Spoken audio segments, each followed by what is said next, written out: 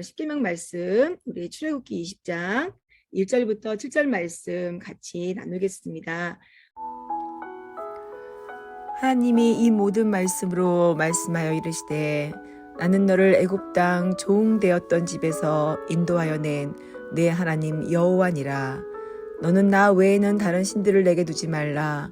너를 위하여 새긴 우상을 만들지 말고 또 위로 하늘에 있는 것이나 아래로 땅에 있는 것이나 땅 아래 물속에 있는 것에 어떤 형상도 만들지 말며 그것들에게 절하지 말며 그것들을 섬기지 말라. 나 내 하나님 여호와는 질투하는 하나님인즉 나를 미워하는 자의 죄를 갚되 아버지로부터 아들에게로 3세대까지 이르게 하거니와 나를 사랑하고 내 계명을 지키는 자에게는 천대까지 은혜를 베푸니라. 아멘. 오늘 하나님 말씀 가운데 우리 십계명을 말씀을 나누겠습니다.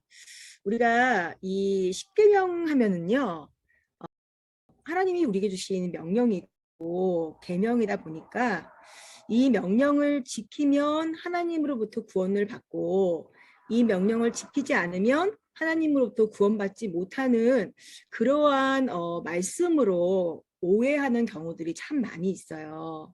그런데 하나님께서 십계명을 우리에게 허락하시기 바로 전에 하나님이 먼저 1절, 2절 말씀 가운데에 이렇게 말씀하세요. 하나님이 이 모든 말씀으로 말씀하여 이르시되, 하나님께서 이제 십계명을 주시기 시작하면서 서론을 말씀하시는데 하나님이 하나님 자신을 소개하세요. 나는 너를 애굽 땅 종 되었던 집에서 인도하여 낸 내 하나님 여호와니라. 자, 이 십계명은요, 이미 하나님이 출애굽을 시킨 이스라엘 백성들, 하나님께서 하나님 백성 삼으신 이스라엘 백성들을 애굽 땅에서 종살이하던 그 자리에서 건져내시고, 그리고 그들에게 이제 시내산에서까지 인도하셔가지고 그들에게 주신 말씀이라는 것을 우리는 분명하게 알아야 합니다. 그래서 십계명은 구원의 조건이 아니에요. 이렇게 해야지만이 구원을 받고 이렇게 하지 않으면 구원 못 받아, 이런 얘기가 아니죠. 하나님이 이미 애굽에서 탈출시키시고 하나님의 은혜 가운데 이스라엘 백성을 이끌어내신 이후에 그들에게 하나님 허락하신 하나님의 말씀이에요. 그리고 이거는 언약이고 약속입니다. 그래서 우리가 구원은 어떤 율법이고 지켜야만 하고 지키지 않으면 대가집을 꼭 받는 어떤 그러한 포커스로 우리가 성경을 볼 때가 많이 있는데요. 사실은 구약이 특별히 십계명은 철저한 하나님의 은혜를 우리가 볼 수 있음을 봅니다.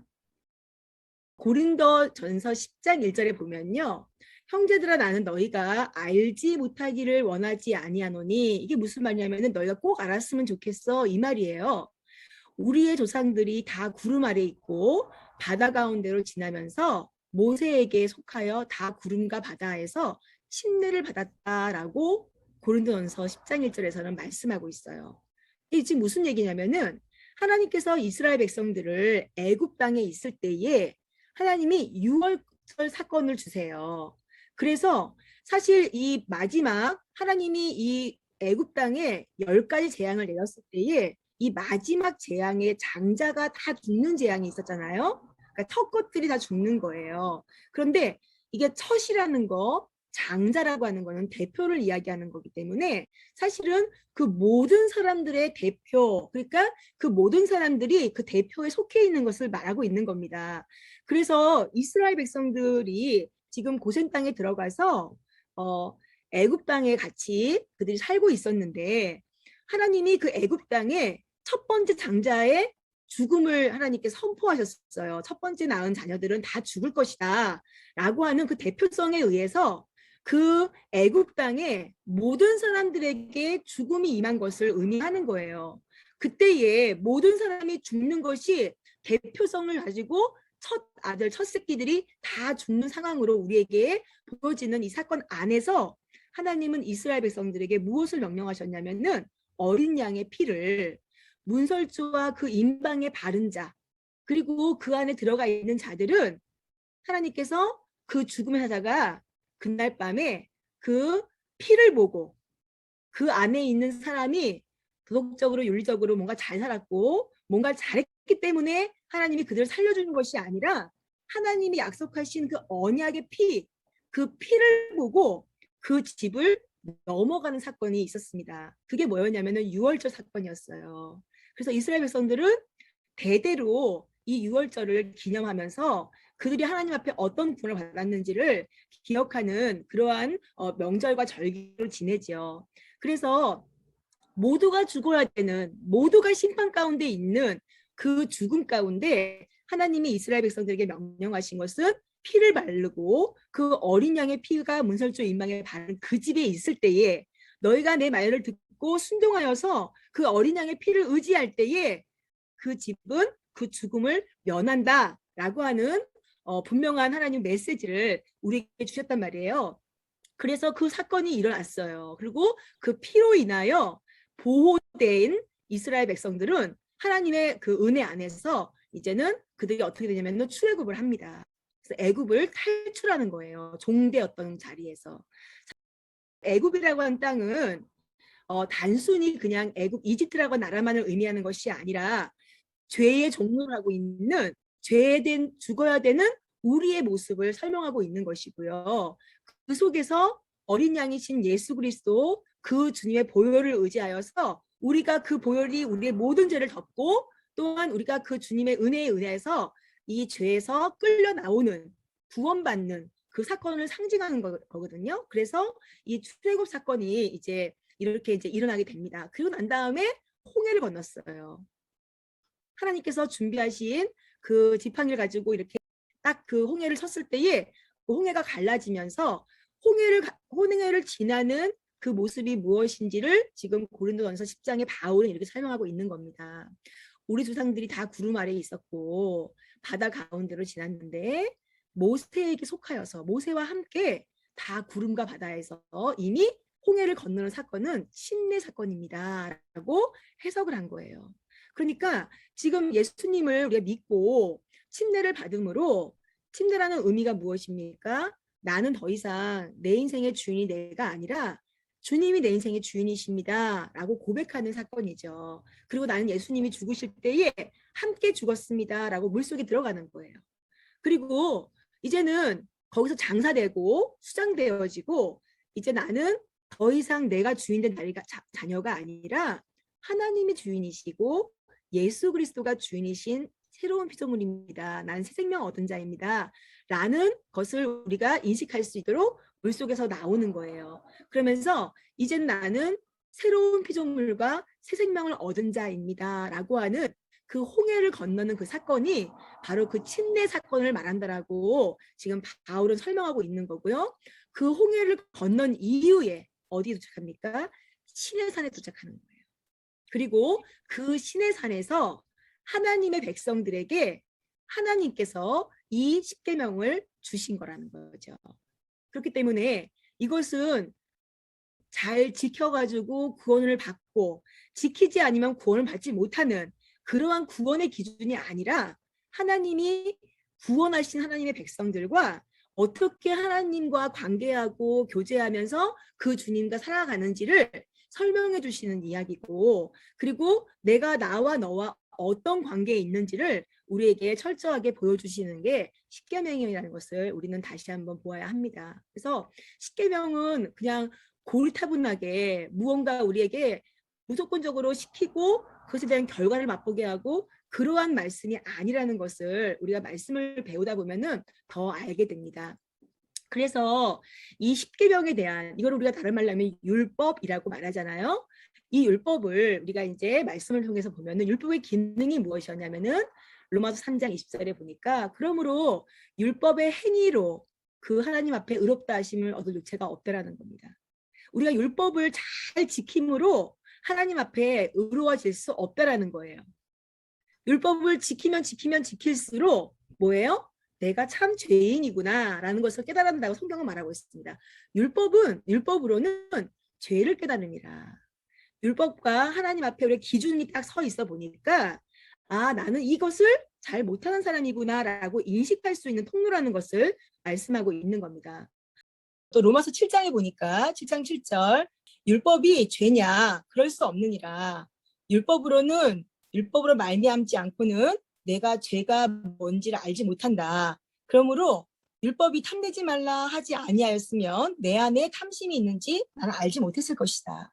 그러니까 내가 지금 무언가를 탐내는 마음이 있는데 이게 죄인 줄 모르고 있다가 하나님께서 탐내지 마라. 그게 탐심이야. 라고 딱 그 하나님이 기준을 딱 주시니까 우리 스스로가 와우, 내 안에 죄가 있었구나. 라는 것을 아는 것처럼 이렇게 율법은 내가 얼마나 연약한 존재고 내가 얼마나 죄인인지를 인식시켜 준다라는 것을 말씀하고 있는 거고요. 또 갈라디아서 3장 23절에 보면요. 믿음이 오기 전에 믿음은 예수 그리스도를 말씀하는 거예요. 우리가 뭐 빌리브 하는 이런 믿음이 아닙니다. 이 원어가 예수님이 오시기 전에 우리는 율법 아래 매인 바가 되고 계시될 믿음의 때까지 갇혀 있었어요. 이같이 율법이 우리를 그리스도께로 인도하는, 그러니까 율법이 완성된 것이 아니라 우리에게 메시아 구원자 예수님이 필요하기 때문에 그 예수님께로 우리를 인도하는 역할을 했다는 겁니다. 그래서 초등교사가 되어서 우리로 하여금 믿음으로 말미암아 의롭다함을 얻게 하려고 이렇게 우리를 하나님 예수 그리스도에게 우리를 인도하는 역할이 바로 율법의 역할이었고 그게 십계명의 역할이다라는 것을 말씀할 수 있고요. 또 마태복음 22장에 보니까요. 예수께서 이제 이르시되 이 율법이 어떻게 되냐면은 내 마음을 다하고 목숨을 다하고 뜻을 다하고 다 모든 걸 다해서 내 하나님을 사랑하라 하셨으니 이것이 첫째 되는 계명이고 두 번째 계명은 내 이웃을 내 몸과 같이 사랑하라 하셨으니 이 계명이 온 선지자 율법과 선지자의 강령, 포커스야라는 얘기예요. 그러니까 예수님은 이 10계명을 두 가지 계명으로 정리하고 요약하셨어요. 그게 뭐냐면은 하나님 사랑과 이웃 사랑이에요. 그리고 결국에 이것을 한 가지로 하나로만 그러면은 더 요약하면은 뭐가 있냐면요. 갈라디아서 5장 14절에 보니까 온 율법은 내 이웃 사랑하기를 내 자신과 같이 하라 하신 말씀을 다 거기 안에서 다 이루어졌다. 하나님의 율법은요. 나의 이웃을 사랑하는 거. 그 말씀 안에서 이 모든 율법이 다 완성됐고 이루어졌다라는 것을 설명하고 있어요. 그러니까 결국에 십계명도 하나로 요약하면요. 사랑이에요. 사랑. 두 개로 요약하면은 하나님 사랑, 이웃 사랑. 그런데 하나로 요약하면은 이웃 사랑으로 끝난다라는 거예요. 그래서 제가 묵상하면서 아니 왜 이웃 사랑으로 끝나지? 하나님 사랑으로 끝나야 되는 거 아닐까? 이런 생각을 했습니다. 그런데 제가 자녀를 양육하고 키워보면서 아이들이 화목하지 못하고 싸울 때 부모 마음이 제일 아프고 속상하잖아요. 그렇죠? 누구 편을 들어야 될지 몰라요. 결국에 하나님의 자녀들이 서로 사랑할 때에 부모를 기쁘게 하는 것입니다. 그렇기 때문에 내가 하나님을 사랑한다라는 그 표현이 내 삶 가운데에 나에게 붙여주신 내 형제를 사랑하는 모습을 통해서 하나님 영광 받으시고 하나님 기뻐하시는 모습으로 하나님 사랑으로 표현되어지는 것이라고 제 마음 가운데는 이 부분에 대해서는 좀 더 확신이 들더라고요. 그래서 10계명의 가장 중심 축은요. 결국 사랑입니다. 그래서 10계명은 율법이라기보다는 은혜이며 사랑이라는 것을 우리가 이제 한 번 더 알 수 있습니다. 지금부터 1계명을 함께 나누겠습니다. 제1계명은요. 너는 나 외에 다른 신들을 너에게 두지 말라. 이렇게 첫 번째 계명을 하나님께서 말씀하셨어요. 이전에는 이 말씀을 들을 때에 하나님은 왜 하나님만 사랑하라고 하지? 너무 하나님은 이렇게 파격적이신 분이신가? 왜 하나님은 다른 것들을 사랑하고 다른 것들을 신뢰하지 말고 하나님만 사랑하라고 하시지? 라고 하는 부분들을 이제 생각했던 적이 있었습니다. 그런데 여기 보면은요. 나 외에는 1계명에서 가장 포인트는요. 이 파란 색깔 글씨예요. 나 외에는 이게 히브리어로 알파임이란 단어가 쓰입니다. 알파임. 너는 알파임 이거예요. 그러니까 이거는 뭐냐면 내 얼굴 앞에 이런 뜻이에요. 하나님의 얼굴 앞에 너는 내 백성들은 내 자녀들은 여호와 하나님이 내 얼굴 앞에 너하고 나 사이에 이 얘기예요. 그래서 너와 나 사이에 그 어떤 것도 개입하면 안 된다라고 하는 의미가 조금 더 원어적인 의미입니다. 너는 나 외에 다른 신을 내게 두지 말라라고 하는 이 말이 조금 더 우리 와닿게 하기 위해서는 너하고 나 얼굴 사이에 네가 지금 나하고 너는 얼굴을 대면하는 사이야 라고 하나님 우리에게 말씀하시는 거예요. 자, 제일 먼저 하나님이 아담과 하와를 지으실 때에 아담과 하와는 하나님하고 항상 얼굴을 보는 관계였어요. 하나님이 아담을 만나러 내려오시고 아담과 하와는 그의 얼굴 낯을 하나님께로 향하여 들어서 그 하나님과 교제하는 관계였습니다. 그런데 인간이 죄를 범하고 아담과 하와가 선악과를 따먹고 제일 먼저 한 행동이 무엇이냐면은 하나님의 낯을 피하여 숨었어요. 이것이 하나님과 우리 사이에 죄가 막혀가지고 그 죄로 인하여 가지고 하나님의 얼굴을 피하는 관계가 되었다라는 거예요. 그런데 이제는 하나님이 이 이스라엘 백성들을 이제는 출애굽시키셨고 이제는 하나님께서 이 이스라엘 백성들을 홍해를 지나면서 침례를 베푸시고 그리고 지금 시내산으로 데리고 오셔가지고 하나님이 내가 누군지 아니? 내가 너희를 그 애굽 땅에서 인도한 그 구원의 하나님이야. 그러니까 이제는 이 모든 것들이 완성을 했으니까 너와 나 사이에 이제는 어떤 네 얼굴과 내 얼굴 사이에 우리는 낯을 보는 관계고 우리를 막을 수 있는 그 어떤 것도 내 앞에 네 얼굴 앞에 개입되고 끼워 넣지 말아라.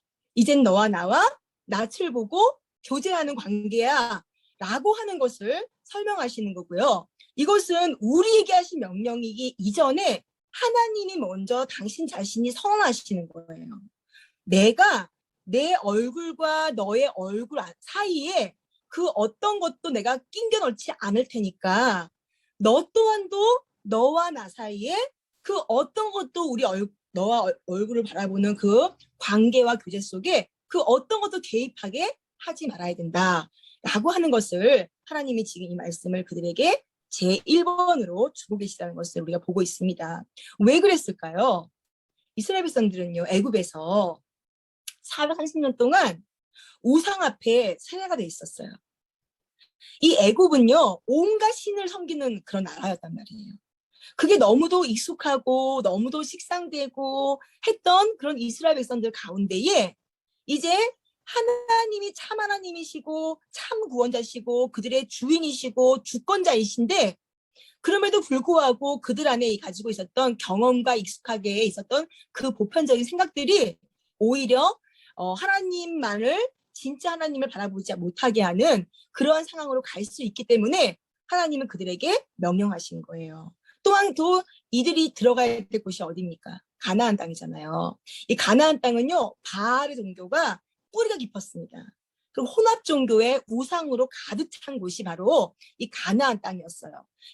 그러니까 애굽에 살았던 그곳에도 어떻게 보면은 우상 덩어리들을 끊임없이 섬겼던 곳이었고 또 그들 들어갈 땅도 또 혼합주의와 바알 종교가 있는 가치와 기준이 너무도 그냥 혼돈될 수 있는 그러한 곳에 살고 있는 이스라엘 백성들에게 하나님의 백성이기 때문에 너와 나 사이에 어떤 관계가 맺어졌는지를 설명해 주기 위하여 나 외에는 너와 나의 얼굴 사이에 그 어떤 것도 개입하고 낑겨 넣으면 안 된다. 왜냐하면 너와 나 사이는 얼굴을 보고 낯을 보고 교제하고 관계하는 관계이기 때문이야.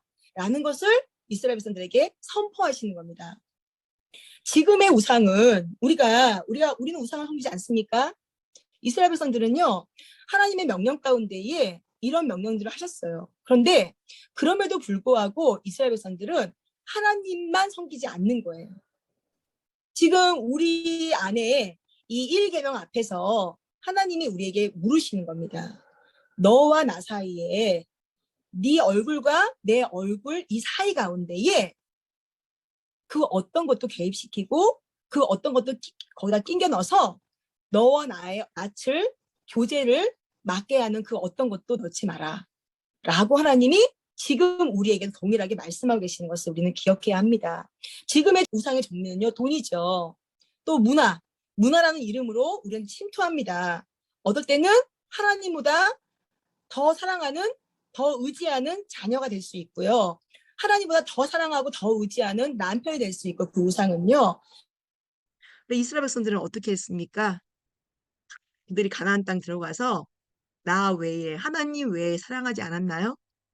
그들은 하나님이 주신 곡식과 새 포도주와 기름, 내가 그들에게 준 것인데, 그들이 바알을 위하여 은과 금 내가 준 것 다 내가 준 건데, 어떻게 내가 그에게 더하여 준 것들을 가지고 그들은 우상을 숭배하는 자리까지 가게 되는 것을 우리가 보았죠.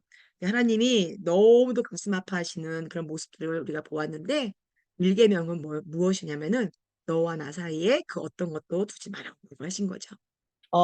C.S. 루이스라고 하는 목사님이신데, 이분이 이런 말씀했어요. 현대 성도들이 가지고 있는 문제들은 너무 많은 것을 사랑하기 때문이 아니다. 오히려 충분히 하나님의 사랑을 알지 못하기 때문이다. 이렇게 말하고 있습니다. 왜 이 시대 가운데의 성도들이 하나님 앞에 하나님만 사랑하고 하나님만을 우리가 인식하며 살아야 되는데 살지 못하느냐? 하나님을 너무 몰라. 그분이 어떤 분이신지를 모르기 때문이라고 말했어요. 또한 호세아서 보니까 이 호세아는 이렇게 말합니다. 그러므로 우리가 여호와를 알자. 힘써 여호와를 알자. 그의 나타나심은 새벽의 빛같이 어김없나니 비와 같이 땅을 적시는 늦은 비와 같이 우리에게 임하실 것이다. 그렇기 때문에 우리가 여호와를 알아야 되고 어떻게 알아야 되고요? 힘써 여호와를 알아야 한다라는 것입니다. 이것은 그냥 머리로 지식적으로 I know. 뭐 이 땅 만드신 하나님 내가 알아. 이 정도의 알미 아니에요. 여기서 사용되는 야다라고 하는 단어가 있는데, 야다. 이게 히브리어로 알다라는 뜻이거든요. 이것은 속속들이 경험하고 인식하고 내 삶 가운데에 실제적으로 만진 듯한 그런 알을 이야기하는 것입니다. 그러므로 하나님의 말씀을 알고 하나님을 우리가 알아가면 알아갈수록 그 하나님이 얼마나 아름다우신 분이고 나와 교제하기 원하시는 분이고 나를 사랑하시는데 끊임없이 나와 관계하면서 친밀한 관계를 하기 원하시는 하나님이신지를 우리는 말씀을 통해서 더 하나님을 알게 될 것입니다. 그 하나님이 우리에게 이렇게 말씀하세요. 너와 나 사이에 그 어떤 것도 개입하지 않았으면 좋겠다. 그 어떤 것도 개입돼서는 안 된다. 왜냐하면 너와 나는 얼굴을 보는 관계고 그 교제 가운데에 그 낯을 피하는 관계가 아니라 그 낯을 보고 교제하며 더 깊이 알아가는 관계이기 때문이라는 것을 하나님은 우리에게 첫 개념을 통해서 나는 나 외에 다르신들을 내게 두지 말라라고 우리에게 명령하셨어요.